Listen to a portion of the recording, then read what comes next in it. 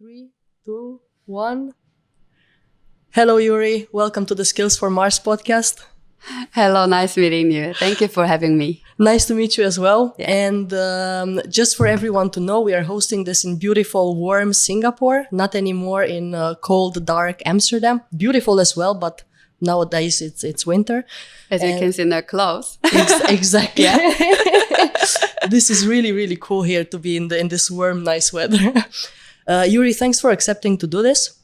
And just again to let everyone know, Yuree is the founder of Ampliv and also the founder of She Blockchainers Asia. And right now you are a chief education officer for Ampliv, right? And you are still the advisor for She Blockchainers, I imagine.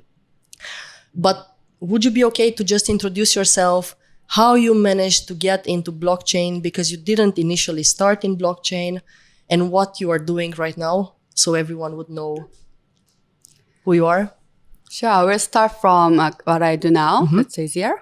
So yeah, Ampliv is actually my education arm that initially I studied as a consulting company, consulting for the market access to Asia, and then they moved to more blockchain technology and product consulting. Then in 2019, I shifted the focus to education. So I studied this online education program for blockchain. Mainly, the content is more targeted to executives and enterprises, and potentially some retail investors who might want to be involved in the blockchain investment as well. So yeah, that online platform is now live, and then I'm finalizing to cover these 50 different industry use cases. Okay. Applying the blockchain technology. Because the reason that why I'm doing this is because a lot of people are asking me, they hear about blockchain and they know, okay, traceability, transparency, and then like trustless platform that they can bring value to the businesses, but they haven't seen the actual uses, like how they can actually use the blockchain.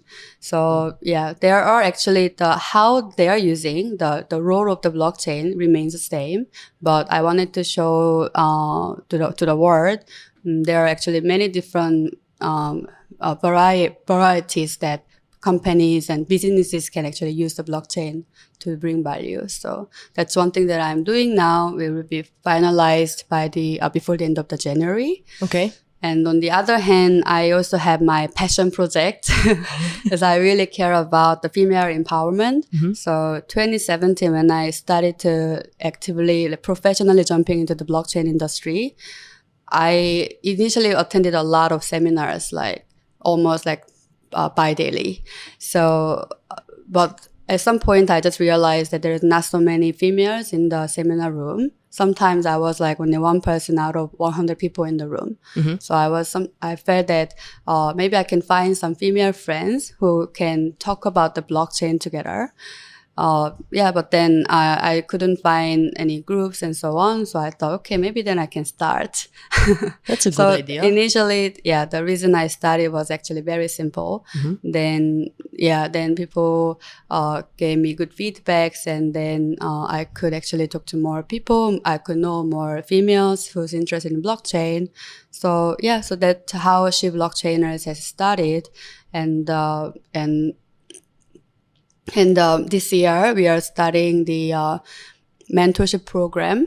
So we wanted to connect the mentors and then qualified mentees who's interested in building something using blockchain, but not only focusing on in the blockchain, but we wanted to connect this blockchain with other industries like blockchain and AI, blockchain and fintech, blockchain and cybersecurity. So we are finalizing the theme, but we already have announced the program is going to launch in this year. Okay, and is it just for Asia or is it a global program? The location will be Singapore. Okay. Because we believe that still, in-person interaction is most important. And we want everyone who's participating to make it happen. And we are focusing on setting up the measurable outcome out of the entire program. So, I mean, we will start the applications to submissions, but the actual program, it will be run from June to July until the December, end of the 2020. And by the time we wanted to show that, there's various ways that you can evaluate, but we will say something that we can actually measure the actual tangible outcome out of the whole mentorship program.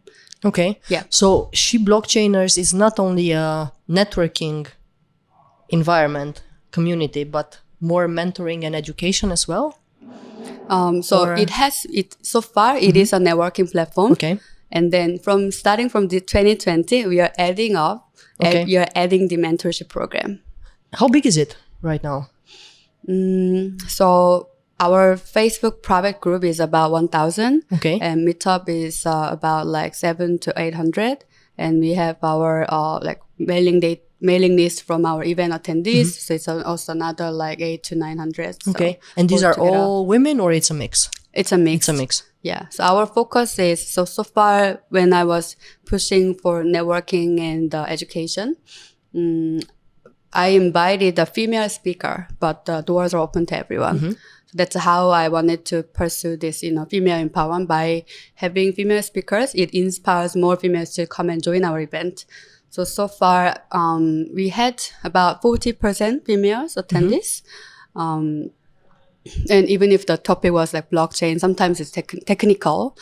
And for the mentorship program, also the mentors and the volunteers, and we are open to everyone, but we will have female mentees. Yeah. So that's our angle.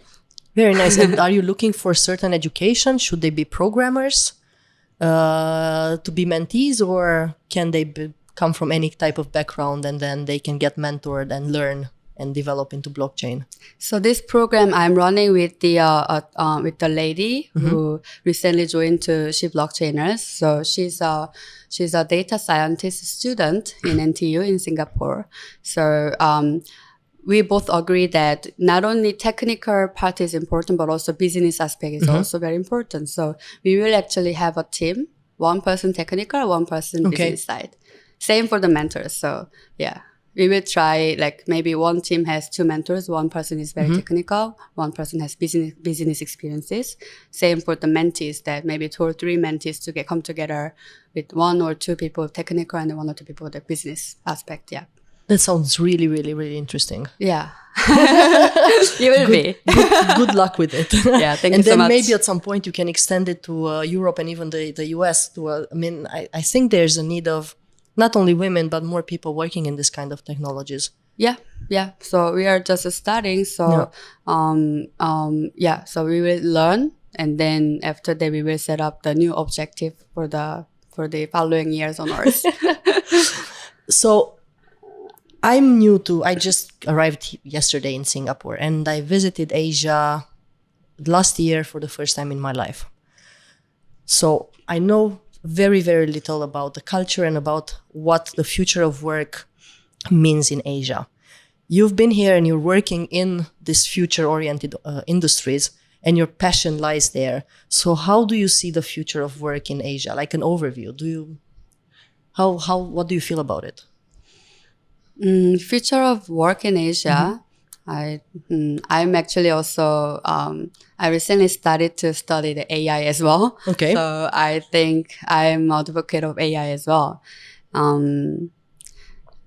Since we are talking about blockchain, if I combine blockchain and AI together, as I understand how the AI technology works, I have become more stronger advocate of blockchain as well.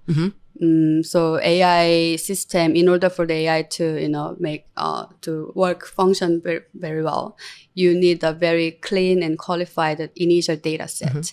And if you can have the already standardized data set available, which blockchain can actually support clearly, then you don't have to do additional multiple works to classify and qualify the data in order to run the AI. So I was just talking with a lady today in a big firm that we agree that AI companies now, they can start building the blockchain database, but then in 1 to 2 years time, it will blockchain will have some sort of initial data set can They be can a use. source to train the AI technologies later a little bit. So I think blockchain combination with in combination with AI system, this kind of businesses area will have a lot of big opportunities in the near future. Having said that, like coming back to the skill set, I think even if you're the business savvy, even if you're more interested in business, I believe that a sort of technology related knowledge will be the core needs in the near future in any kind of industries, I believe. I think so as well, even though recently I read a research paper, so not an article, but a research paper, and it was written by someone in China. I can't remember the name, but I can send you the article, who actually proposed that going into STEM, so all the technical education, it would no longer be needed. And actually that it is too much, and going towards arts and doing something different and more towards the human part, that would be the future, which I tend to think like you. So it feels like everything is getting more technical rather than non-technical. Thinking of genetics, right? You need to understand climate engineering, bioengineering, going to Mars, working with AI, working in blockchain. I mean, it all seems so very technical. So one thing that everyone who's misunderstanding is working in the technology field, you have to be very technical. You have to be very, tech savvy. It's not like that actually. I was an engineer, but not anymore. But then since I'm learning AI, I can understand how this AI concept works, but it's not necessarily that I have to program to understand AI, right? And same for the blockchain. It's a very low level of layer 0 database. So it just basically, it's storing all the data we are producing on a daily basis. And then out of that, the businesses will do set up different models to run their businesses. But in order to understand what is blockchain, it is a database. Nothing very fancy, nothing very special. It has been there like for a long time. So recently it got hype because of the ICO, because of the Bitcoin, but it's nothing actually very new. AI is also nothing very new. The research has started from 1970s or 60s. So these technologies are not very, like something very difficult to understand. Yeah. So you just need to know, I think, but with a little bit of interest, if you understand a little bit of how this thing works, there are a lot of opportunities in your career-wise and professionally, I believe. And this is what I wanted to ask. So how big is the industry? Why I'm asking is that I listened 2 days ago to a podcast on crypto. I think it's called Crypto 101. And they had a guest who said that pretty much you need to be a programmer to work in blockchain. And I said, it doesn't feel right. I don't believe there are only jobs for programmers. So how big is the industry? You are the expert. I'm not. So how big is it? What are the jobs are there? If you're not a programmer, what can you do in blockchain?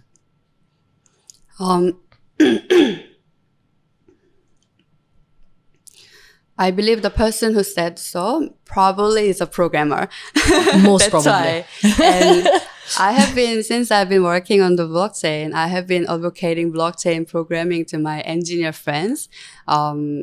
Because just by having the title as a blockchain engineer, you could actually, increase your salary level. It can be 2 times, sometimes it can be 4 times. Okay. Like crazy. Yeah. So I told my friends, try to tell them, you should get onto blockchain now. Yeah. So if they are engineer, of course, if they add on blockchain skill set, that's really good. And actually blockchain programming is not very, very technical. It's more about how you design the architecture. So programming language wise, if you're doing Ethereum, then you need to learn Solidity, but it's not very complicated, but it's about the thoughts behind the program. So it's more mathematical, it's more logical thinking. But aside from the blockchain, the development areas, there's a lot of, blockchain is not only the Bitcoin, but also there's digital assets aspect, which is very linked to the finance industry. A lot of like securities companies, they're actually trying to onboard these digital assets, which can be Bitcoin, can be some sort of other cryptocurrencies or derivatives coming out of the cryptocurrencies. So that's one aspect that a lot of people who has finance skill sets, they can also be involved with the digital assets industry. And blockchain startups has a lot of, startups has to grow. In order to grow, you need the marketeers, you need the business developers, commerce you need people who's actually setting up. And product designers and these people. And the UI aspect will become also very important for all the blockchain related products. So then UI is actually not only the blockchain UI is not different. Like UI is the same for your user experiences, right? That's front end, And also blockchain is now getting into enterprises. So all the large telecommunications companies in Korea, they already set up the blockchain unit. Okay. So they set up individual department only taking care of the blockchain. So these are not decentralized blockchain. So these are private blockchain for enterprise, designed for enterprises. So how do those work? Sorry to interrupt you. What is a private blockchain for an enterprise? Because I know about the usual ones, but so public blockchains like Ethereum or Bitcoin. So these public blockchains, for them, the developers community plays a big role because how many developers actually participating in order to upgrade, in order to improve the existing systems. But private blockchains are actually managed by, certain group of programmers owned by the company. And then their focus is more for securing the privacy of the data because when you use the database at the enterprise level, the data management is the very critical business assets, right? So these private blockchains are not fully open. And they store the data in a securely in somewhere separately, and then but they allow the businesses like participating to this blockchain system to open their database, but they allow them to choose which level of data are available to which particular group of people. But the public blockchains are different. You can put additional layer on top of the public blockchain to enable the privacies to serve the enterprise's needs. But by design, it is supposed to be open to public, so it can be a little more vulnerable compared to those blockchains designed as to secure the privacy from the beginning. Very interesting. I didn't know about the private blockchains. So you were talking about 50 different industries. 50. 50, right? Yes. Not 50. So I know a few of them, like fintech is one of them, right? Legal. What are the others? What are the major 10 industries that...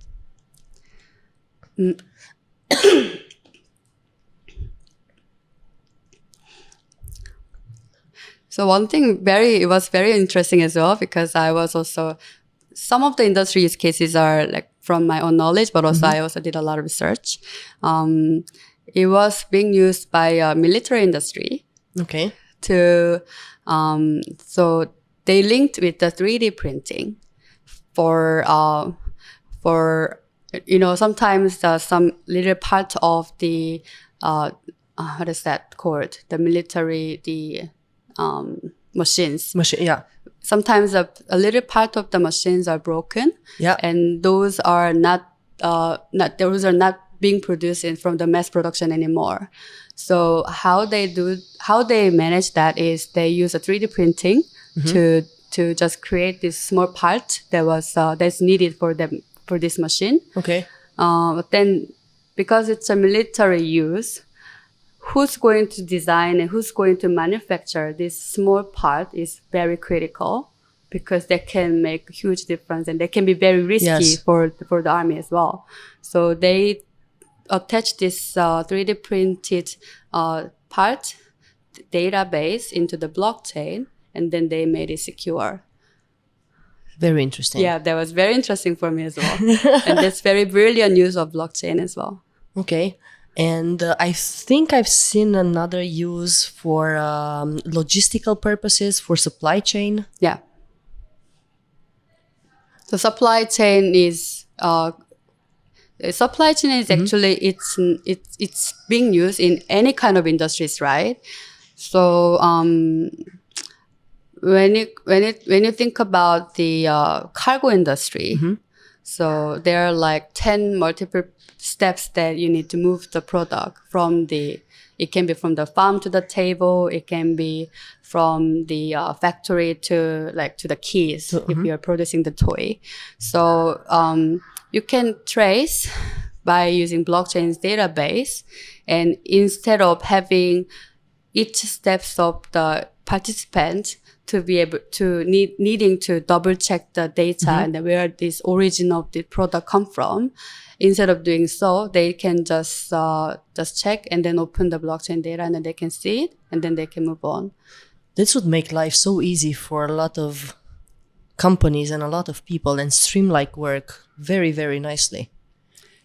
I've worked in big companies, manufacturing companies as HR, and then you get all of these people who actually are responsible to track every single product and to mark it in a database. So yeah. And some companies is done manage it in a very smart way, leveraging on the blockchain's advantages. So there was this company tracing the tuna. So when from the time that they fish the tuna, they put the tags on it. But when it comes to the table, you can't keep the tag on the table, right? So how they measure was at the end point and end data point, they just measure the entire amount of tuna. Okay. And if the entire the kilogram of the tuna is it's higher than the actual original tuna's amount, then that's a wrong data. Okay. So something has gone wrong, so that they need to trace back and they need to find a way which step of the supply chain of the tuna has gone wrong. But if it's like slightly similar or slightly lesser, but then that's the right data. So. And can you change the data in the blockchain? Correct it? You cannot edit the data, but you can add the data after some point. Okay. But you can see when and which point and who has edited the data. Okay. Yeah. Okay. Very interesting. Yeah. Have you heard of any use cases in HR, in human resources? You know my background is human resources. Do you know of any use cases? There is. Okay. So human resources, I think I'm not a HR expert, but has hired some people. I think two aspects are very important. One is identity, and the second is the verification of their qualifications. So identity-wise, so whether this person's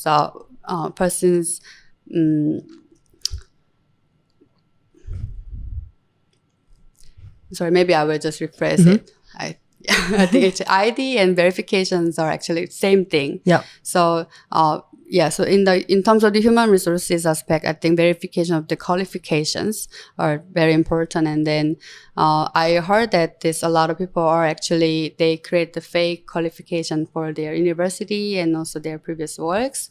So, they can put this, the qualifications, certificates on the blockchain, and then you can actually trace back. So instead of having the HR managers to call individual educations, organizations, or having like X companies to verify them, they can just check on the blockchain. But I believe that there's no platform providing the fully blockchainized system like this. Okay. But there are some companies that I know that they are actually trying to work on it. Yeah. For this, I heard as well. I'm asking you as an expert, do you think it's also possible to create blockchains for other personal data. And I just mentioned to you outside when we just met 30 minutes ago about data that belongs to their employment or their development, right? And this is more assessments. So a lot of companies assess people on various skills, and they look at just competencies, they look at behaviors, they look at personality, they look at IQ. And where I think data is going wrong is that it doesn't belong to the person anymore, right? So if you are the company and you test me, you own the data. But right now that data, personality data, can be used for marketing, can be used for elections, like it was used in the US and in other parts as well. It's not the only case. It's like DNA. And some of it will change, like skills, behaviors, and that might change and develop in the future. But IQ, maybe very little. Personality, it's said to be very little change, right, throughout the lifetime, unless there are really, really big changes. So as an HR person and as a recruiter, I always felt that we are doing something wrong with it. Right, you apply, we give you these assessments, we make decisions. Usually we never come back to you to let you know, hey, what have you done? Or you receive a very, very short and brief information, and you have no idea what's behind the decision of employing you or not. And most of the times, if assessments like this are involved, the decision is very easily made based on them rather than interviews or anything else. Because for hiring managers and as HR, it's the easiest data point to make a decision on. And then, so that's one. So you're using my data without my knowledge. Second of all, I don't own it. And then if I go to different companies and apply to different companies, then I have to retake similar assessments, maybe not the same, but similar assessments. Or in some companies, I have to take assessments that are not actually valid, that are not researched. And then they're just thinking that, hey, this would work. But it's not correct. So I'm thinking, hey, could blockchain be of use here? So maybe I take the assessments as an individual. I get let's call them certifications or the data in blockchain, and then I give it to whoever I want. They make it available just to the people that I want or the companies that I want. Is that possible? Mm-hmm. You said that you can't really validate the data. So how is the current HR management processes for that validating the data? What I meant with the validation is that some of the assessments that they use, some of the tests that they use are not validated, like researched, like really researched, and they don't have norms. You don't know what's good or bad. And you don't know if they're actually measuring what they're supposed to be measuring. There are certain assessments that are extremely good and validated throughout the time, and you can be sure that they measure what they're supposed to be measuring. But some companies don't use them. They go for maybe the cheaper version. But if I were the candidate, right, and I would have the possibility to take the assessments that are valid, keep them for myself, like my own data. And if you want to hire me, then I say, yeah, okay, Ampliv is a good company. So yeah, here you have the data. This is me. Then I only share it with you, but the data doesn't belong to you. It still belongs to me, and I own it, and I know what's in there. So I think, yeah. So I think they could be validated because you have certain assessments that are validated by researchers, and you can know for sure that, hey, that's a good assessment of that person, or it's a valid assessment. It measures what it is supposed to be measuring. Actually, I hear two different topics. Mm-hmm. One is HR management processes aspect, that how you measure this the process of evaluating a person is actually good or not. Even if it's backed by a lot of research, still there's a lot of the psychology aspect. Mm-hmm. A lot of also people change every year. Even me thinking about myself like 10 years ago and now, totally different. So I can't say that my personality test I've done 10 years ago is valid right now, right? So that's one thing. Second part is like data ownership aspect. Mm-hmm. So how do you own your data that was assessed at some certain point. But then when the future career, future jobs, when then the HR manager asked me to present my previous record of work record or any kind of certificate or qualifications or some of my previous managers like feedbacks. Then if I store that in the blockchain, how am I going to validate and then show them that this is correct data or not? So like I will talk about the data ownership part first. So so it's the same thing. So if a company, let's say, there are some online platforms, can be a LinkedIn, can be some like HR specific website that's more for showcasing the job application, job descriptions and opportunities. By these companies could actually incorporate individuals' data. And LinkedIn is like social aspect and plus the qualification aspect. So social aspect as in like how, what kind of content they're sharing, what kind of interest that they have. So, HR managers can probably assess this person's, personal and professional interest because by measuring what kind of the content, what topics of like, what topics that they're interacting in their own social media. And then also qualification-wise, these qualifications data are actually linked to the blockchain database, which is also linked to the original, education organizations that actually has given the certificates to the individuals. If that system is possible, then you can actually have both the social data of the career and then this is it like hard data? It's more the hard data as in the certificates and this thing, right? So yeah, it can be like that. So it can be in that. This it hard can be data, in that form. Yeah. This both data can be stored in the blockchain, and then whenever this HR manager wants to see it, then sorry. Let me take my break.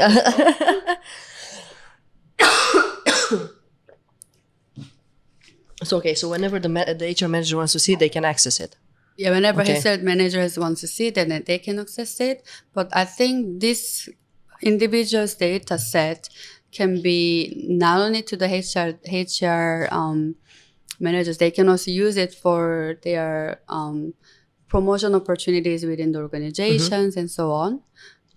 Yes, but to that point, I'm not sure if that's more the data monetization part has a strong value in it or not. I'm not too sure.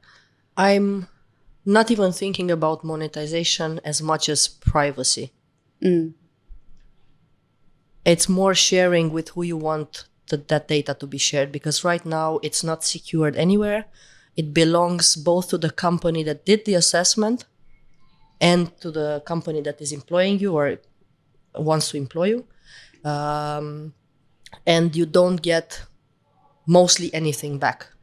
Because in the world of HR and in the world of psychologists, and I'm a psychologist and I don't believe this is actually correct, what we are doing, we believe that if you take an intelligence test, you are not qualified to read your intelligence test. So a psychologist needs to read it to you, and you are not allowed to have the raw data, right? It's like you'd get a DNA report, but you don't get the actual raw genes and the mapping, but you only get an interpretation of them, which might change So we somehow, this is historically has always been like this. We don't allow even hiring managers to look at this data. It's only believed that very certified people, psychologists, can look at the data, read it, and then you as an individual don't get anything back. So it's assumed from the very beginning that you will not be able to understand it. There's no education done, nothing. It's just you will not be able to get it, so why share it with you? So therefore, there is lack of feedback. There is, from an HR perspective and from a company perspective, a fear that if you share this data with the individual who takes the test, then they might sue you in court if they really understand what's there and how you made your decision. So there are all sorts of aspects, but I believe this fear is because we didn't educate people on how to read personality assessments, how to think about their personality, how to think about their intelligence, how to differentiate between one and another. And it's afterwards, it's very, very hard, because this is linked to development. It's very, very hard to actually tell them, now you develop, you grow from here, right? So who am I? What do you see in me? What do I need to develop? I can't talk to you face to face about what's in there, but I expect you to grow. So yes, HR processes are wrong here. I think education from a psychology perspective is wrong, because I think individuals can understand their data if you sit and make the right education and explain it to them. It's not good or bad, it's who you are, and then you can grow from there, right? And there's this privacy issue at the same time. Can I ask a question? Yes. What is the main reason that HR department is not willing to share their assessment data to the individuals? First, because they were educated as well as I was as a psychologist that it shouldn't be shared with individuals directly, because individuals would not understand it. They are not qualified to understand it. Which I think it's not really, they can't be educated on how to understand it. So that's mostly the reason why. And also because sometimes decisions that are being made are, you have someone who is IQ is believed to be, and research says that it's the best predictor of performance, right? So I might have a 120 score, you might have 121. I get the job, you don't, but that's because they liked my personality more. And so it can be very objective and subjective at the same time.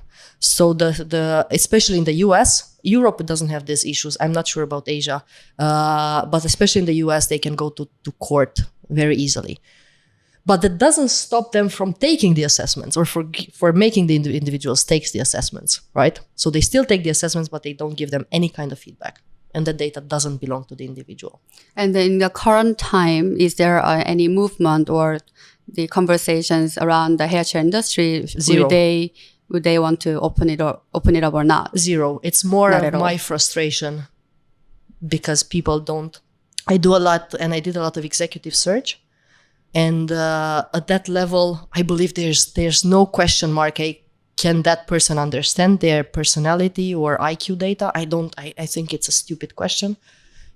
I think they got to the right level so they can understand it. And then as a recruiter, I never got the okay from the company, from the legal department and from the HR department to actually explain it to them, right? And sit down and take the time to do it. It's always usually said, no, you're not allowed. Just tell them that you found someone better.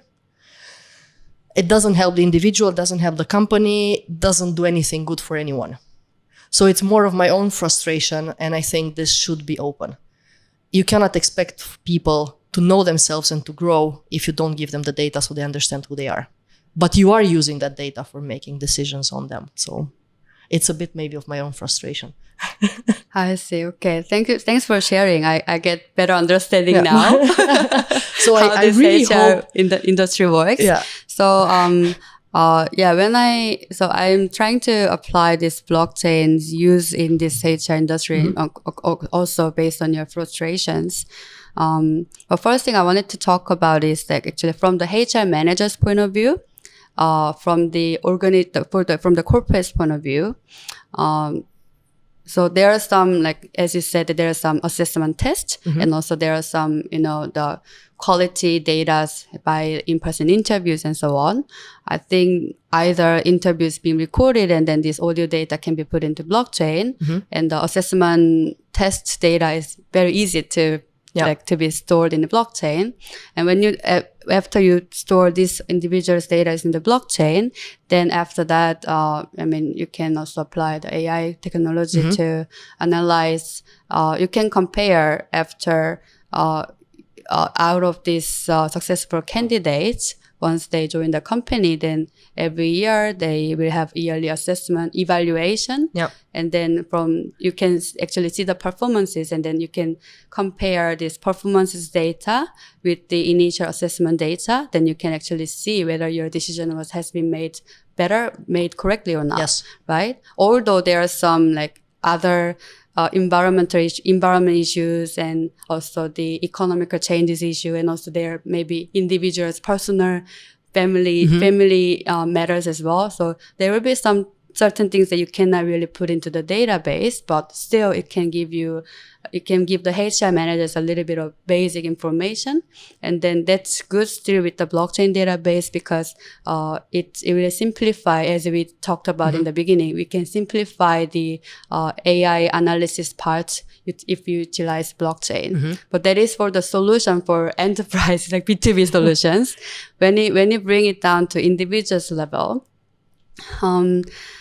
having the, I'm not sure, but as you mentioned that it's an industry that are not willing to open this data to the individuals, right?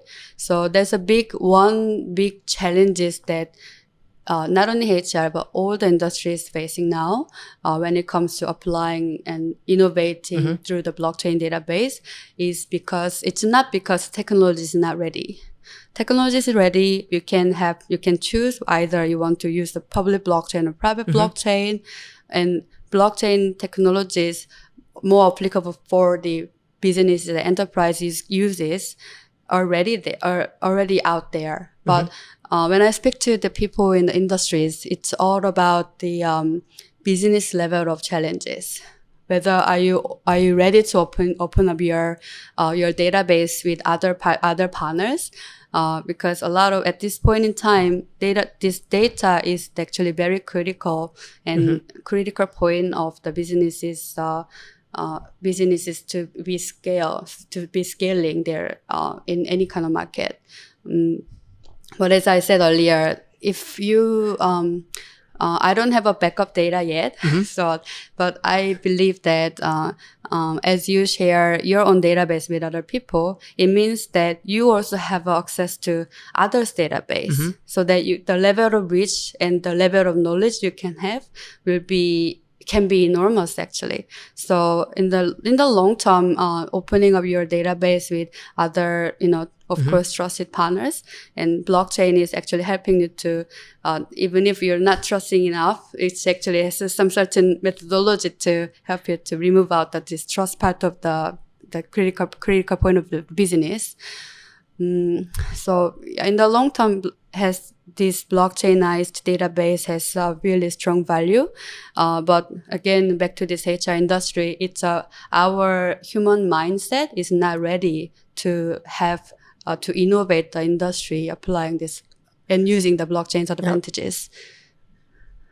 Yes, I think it will still take some years to do that. I believe so. At least in HR, because we're just slowly moving towards ERPs, right? To systems where we can see data for our employees, right?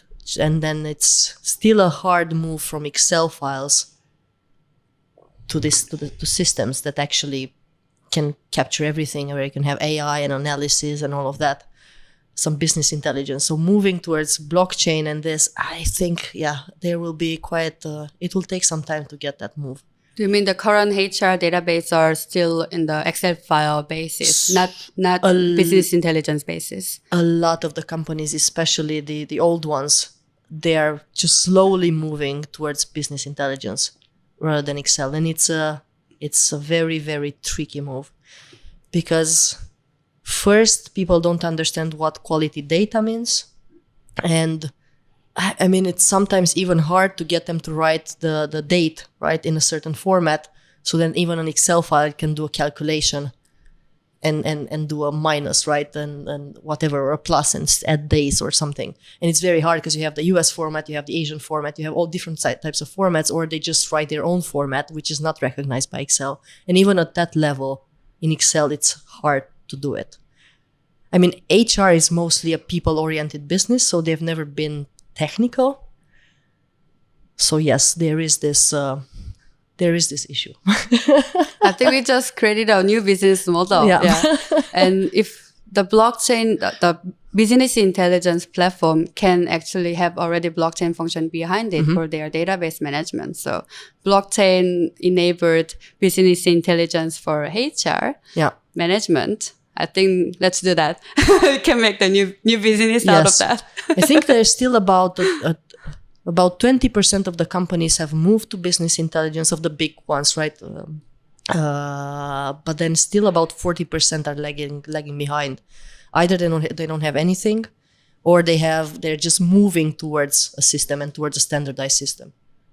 Yes, I think the manual process, and I think in the past 10 years was like digitization period of time. And now it's like transparent database management, which blockchain is one of the options.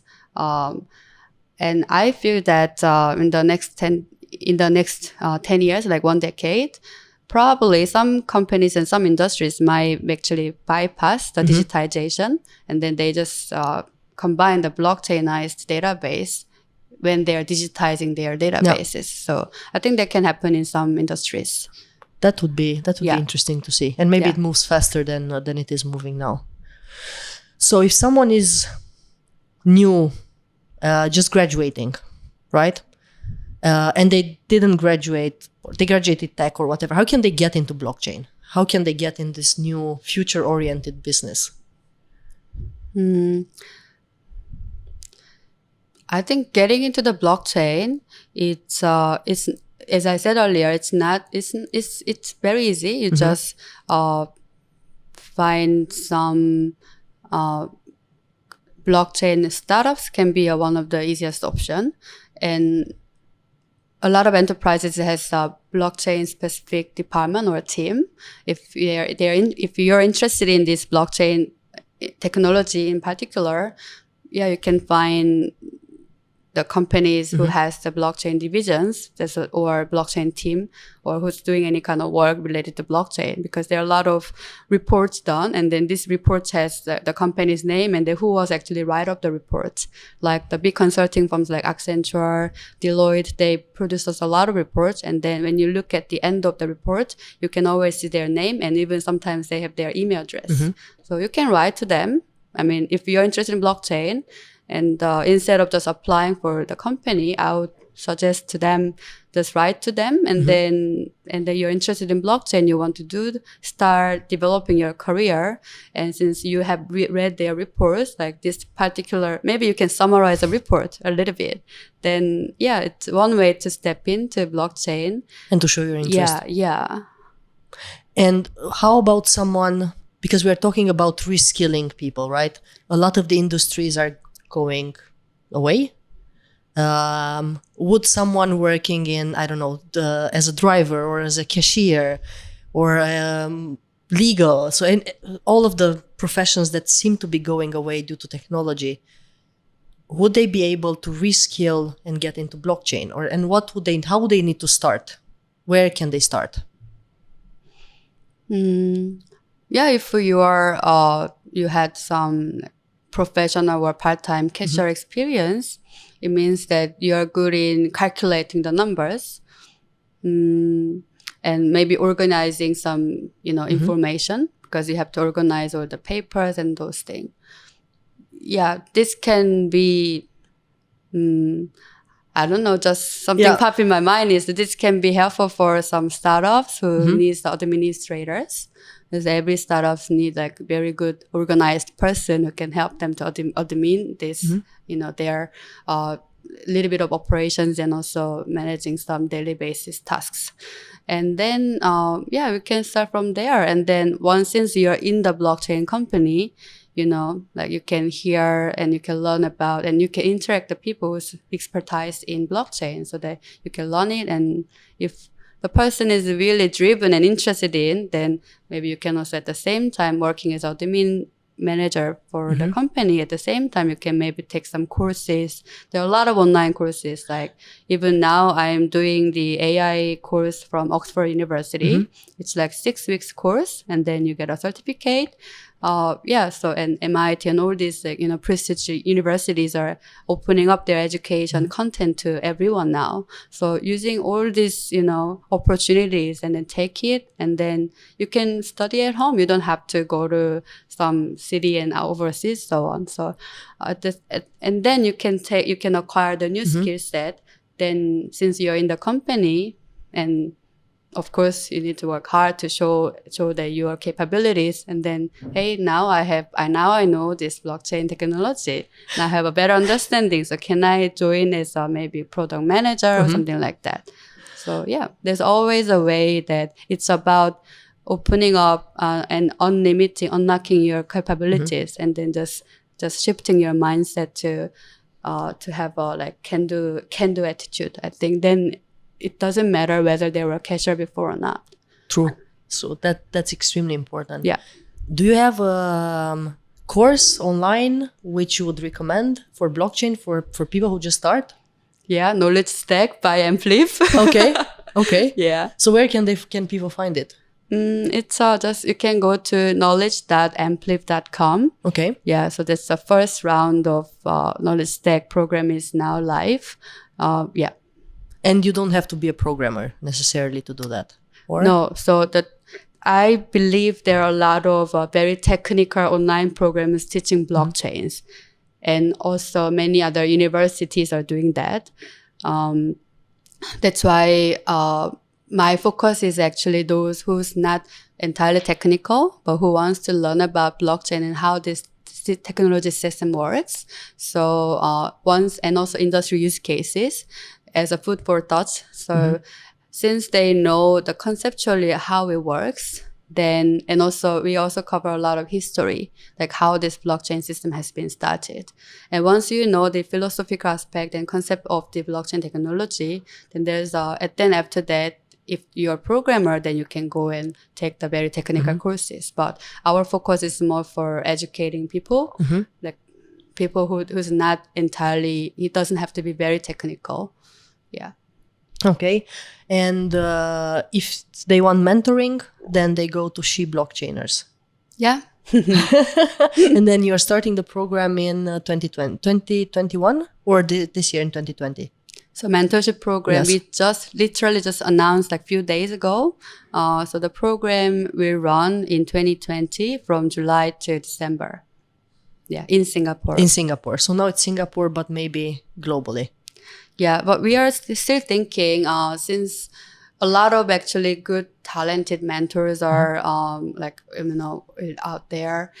Mentee-wise, we will focus on Singapore. We will try to get students from the NUS and NTU and SMU and some like universities in Singapore. But mentor-wise, I think we can open up for like some online mentors and so on. Perfect. Did I forget to ask you something about blockchain and blockchain in the future? Is there something that maybe you wanted to say and I didn't ask? Since it's a skills for Mars, actually I wanted to ask you, what do you see that since now you learn about blockchain as well? Like, what do you see that how this blockchain can go to the Mars? First, it would be nice for traceability, right? So that you can understand what's happening and really collect data and analyze data in the best way possible. So you can make the right decisions rather than still guesswork. So I think prediction-wise, it should help us quite a lot, right? Even from day-to-day interactions with people and how discussions work and how teams are built. I think it's going to be extremely stressful. So collecting all the data, because I imagine, I've seen this in a movie, but I think that's a good idea, recording everything that's happening and then analyzing all this data and making sure you have clear analysis. That would be extremely nice. And then how the systems work, mechanical wise, electrical wise, and everything. I think that should be also nice. And then going to Mars, all the team that is preparing things on Earth, that also should be somehow traced and used as a database for further missions. maybe there's something more. I never thought of it. It's a good question. So one thing that there's this blockchain startup named Space Chain. Okay. They just did a project with SpaceX. Okay. So they put the blockchain, one of the blockchain master node. So master node is a physical actually chip that contains some sort of the data. So they put this master node into the satellite, and then they shoot it to the space. Okay. So it didn't go to Mars, but there's this blockchain node is like in the orbit. Okay. I thought that's really cool. And they did a collaboration project with NASA and SpaceX. Okay. Just, I think 2 weeks ago, they just announced I'll look it up. So yeah, that's an interesting use of the blockchain, but I think it was more of a test pilot. So yeah, we'll see how this thing actually can really bring the values to our database. How do you see it used if we're going to Mars? To the Mars,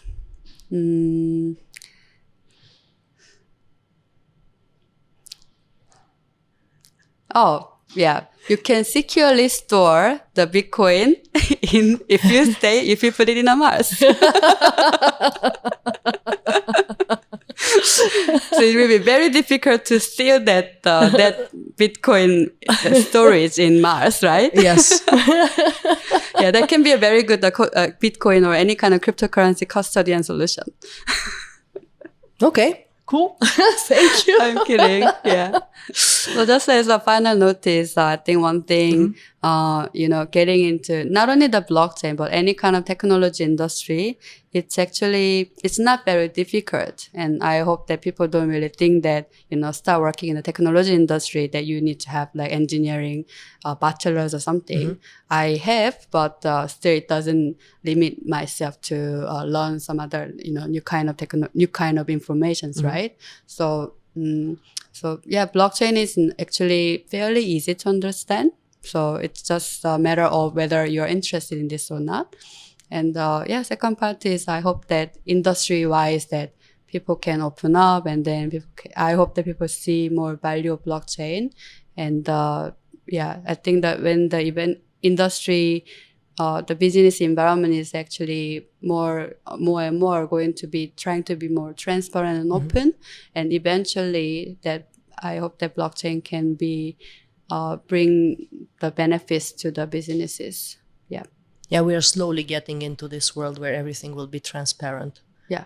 Now we're still resisting that change, but at some point that seems to be the future. Yeah, but important thing is technology is a technology. Technology cannot compete over humans. And because we build the technology, right? So it's how we are going to use technology is up to us. True. Yeah. Hopefully we will use it for the good and for growth. Hopefully. Exactly. Yes. Yuree, thank you very, very, very much for your time. You're welcome. And have a nice move in Europe. Yes. And hope to see you in Europe while you're there. Yes. Thanks for coming today. Thank you so much, Abby, for having me. It was really nice talking to you.